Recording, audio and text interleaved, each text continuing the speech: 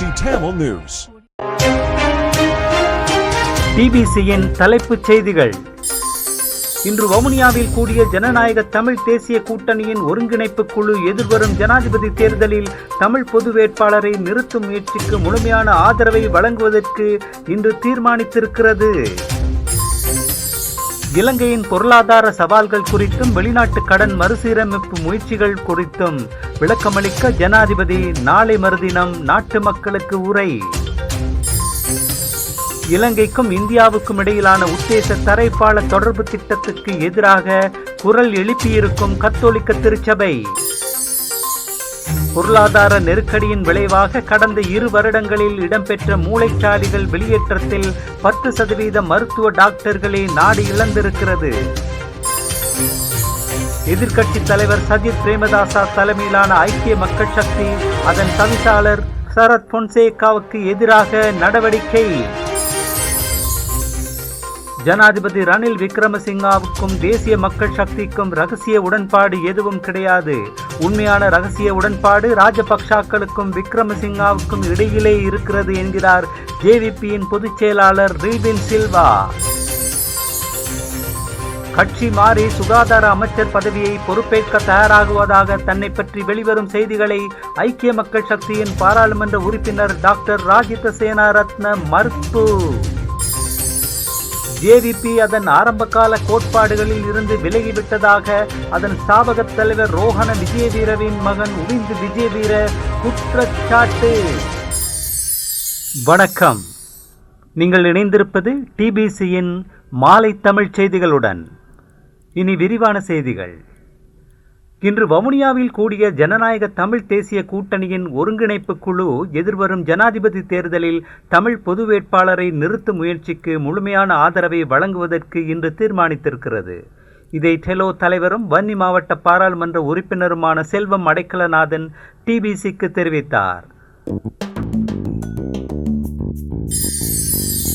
இலங்கையின் பொருளாதார சவால்கள் குறித்தும் வெளிநாட்டு கடன் மறுசீரமைப்பு முயற்சிகளின் பிந்திய நிலவரம் குறித்தும் விளக்கமளிக்க ஜனாதிபதி ரணில் விக்ரமசிங்க நாளை மறுதினம் புதன்கிழமை நாட்டு மக்களுக்கு உரையாற்றவிருக்கிறார். இது குறித்து அரசாங்க தகவல் திணைக்களத்தினால் உத்தியோகபூர்வமாக இன்று அறிவிக்கப்பட்டது. அதன்படி புதன்கிழமை இரவு 8 மணிக்கு ஜனாதிபதி உரையாற்றுவார்.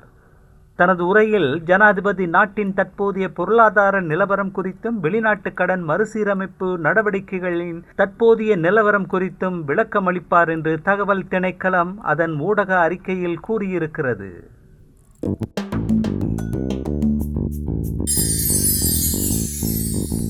இலங்கைக்கும் இந்தியாவுக்கும் இடையிலான உத்தேச தரைப்பால தொடர்பு திட்டத்துக்கு எதிராக குரல் எழுப்பியிருக்கும் கத்தோலிக்க திருச்சபை அந்த திட்டம் இலங்கையின் இறைமைக்கும் சுதந்திரத்துக்கும் பேராபத்தாக அமையும் என்று எச்சரிக்கை செய்திருக்கிறது.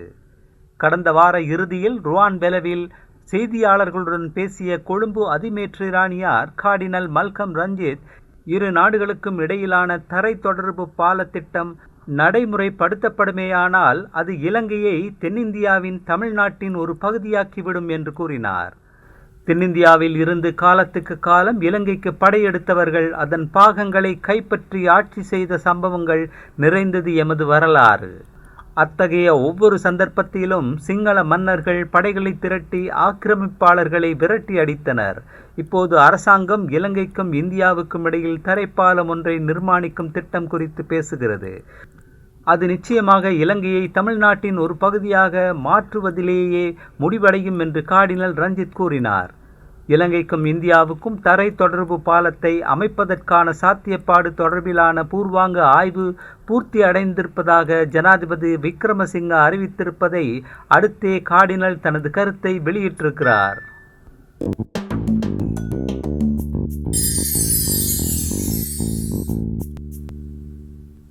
பொருளாதார நெருக்கடியின் விளைவாக கடந்த 2 வருடங்களில் இடம்பெற்ற மூளைச்சாலிகள் வெளியேற்றத்தில் 10% மருத்துவ டாக்டர்களை நாடு இழந்திருக்கிறது. அதிகரிக்கும் பணவீக்கம் மற்றும் குறைந்த சம்பளம் காரணமாக பெரும் எண்ணிக்கையான இலங்கை டாக்டர்கள் 2 வருடங்களில் வேறு நாடுகளுக்கு சென்றதால் வைத்தியசாலைகள் முடங்கி போயிருக்கின்றன என்று அரசாங்க மருத்துவ அதிகாரிகள் சங்கத்தை மேற்கோள் காட்டி நேற்று அல் ஜசீரா செய்தி வெளியிட்டிருக்கிறது. 2 வருடங்களில் 1700க்கும் அதிகமான டாக்டர்கள் நாட்டை விட்டு வெளியேறியிருக்கிறார்கள். இந்த எண்ணிக்கை இலங்கையின் டாக்டர்கள் தொகையில் சுமார் 10% என்பது குறிப்பிடத்தக்கது.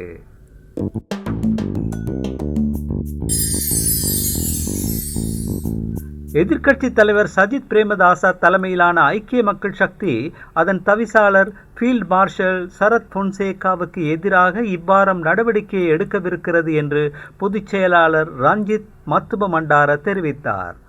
பொன்சேகாவுக்கு எதிராக எத்தகைய நடவடிக்கை எடுப்பது என்பதை தீர்மானிப்பதற்காக ஐக்கிய மக்கள் சக்தியின் செயற்குழு இவ்வாரம் கூடுகிறது என்று அவர் கூறினார். ஒருவர் கட்சியில் எந்த பதவியில் இருந்தாலும் கட்சியின் கொள்கைகளின் பிரகாரம் செயற்பட வேண்டும்.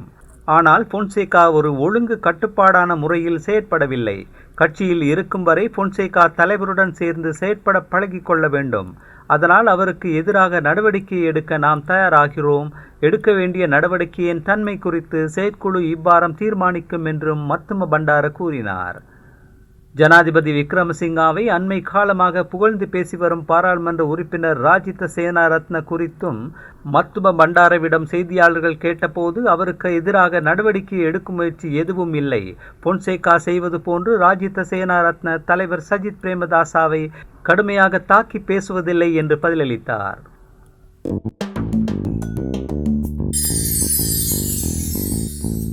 ஜனாதிபதி ரணில் விக்ரமசிங்காவுடன் தேசிய மக்கள் சக்திக்கு இரகசிய உடன்பாடு எதுவும் கிடையாது.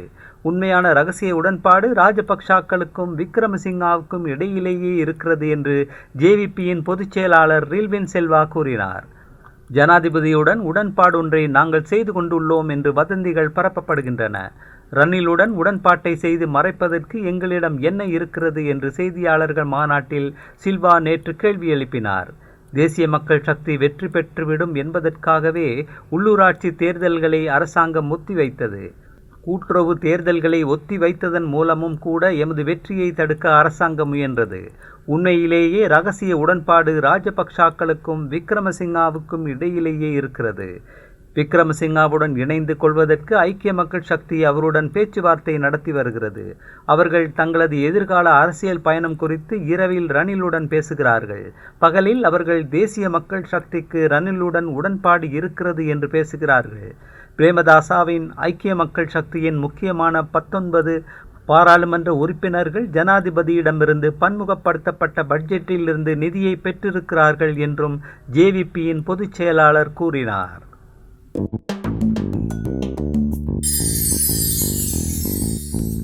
அரசாங்கத்துக்கு மாறி சுகாதார அமைச்சர் பதவியை பொறுப்பேற்க தயாராகுவதாக தன்னை பற்றி வெளிவரும் செய்திகளை ஐக்கிய மக்கள் சக்தியின் பாராளுமன்ற உறுப்பினர் டாக்டர் ராஜித சேனாரத்ன மறுத்திருக்கிறார்.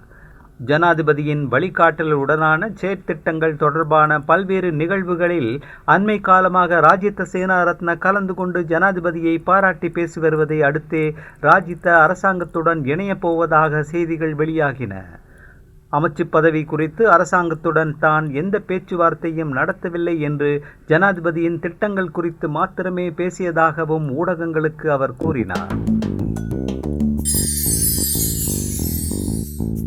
ஜேவிபி அதன் ஆரம்பகால கோட்பாடுகளில் இருந்து விலகிவிட்டதாக அதன் ஸ்தாபக தலைவர் ரோஹண விஜயவீரவின் மகன் உவிந்து விஜயவீர குற்றம் சாட்டியிருக்கிறார்.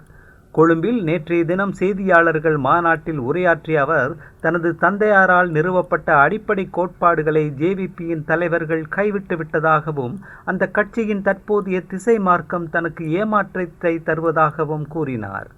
அரசியல் அமைப்புக்கான 13வது திருத்தம் தொடர்பில் ஜேவிபியின் தற்போதைய நிலைப்பாடும் இந்திய ஏகாதிபத்தியத்துக்கு எதிரான நிலைப்பாட்டை கைவிட்டமையும் அந்த கட்சியின் கொள்கை விலகலின் மிகவும் பிரதானமான உதாரணங்களாகும் என்றும் விஜயவீரவின் மகன் கூறினார்.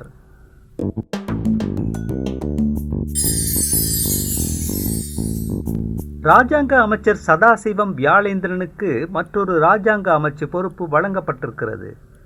வர்த்தக ராஜாங்க அமைச்சர் பொறுப்புக்கு மேலதிகமாக அவருக்கு சுற்றாடல் ராஜாங்க அமைச்சு பொறுப்பு ஒப்படைக்கப்பட்டிருக்கிறது. இன்று அவர் ஜனாதிபதி விக்ரமசிங்கம் முன்னிலையில் பதவி பிரமாணம் செய்து கொண்டார். அந்த செய்தியோடு நிறைவுக்கு வருவது டிபிசியின் இன்றைய தமிழ் மாலை செய்திகள். மீண்டும் நாளை காலை வழமை போல் சந்திக்கலாம். வணக்கம்.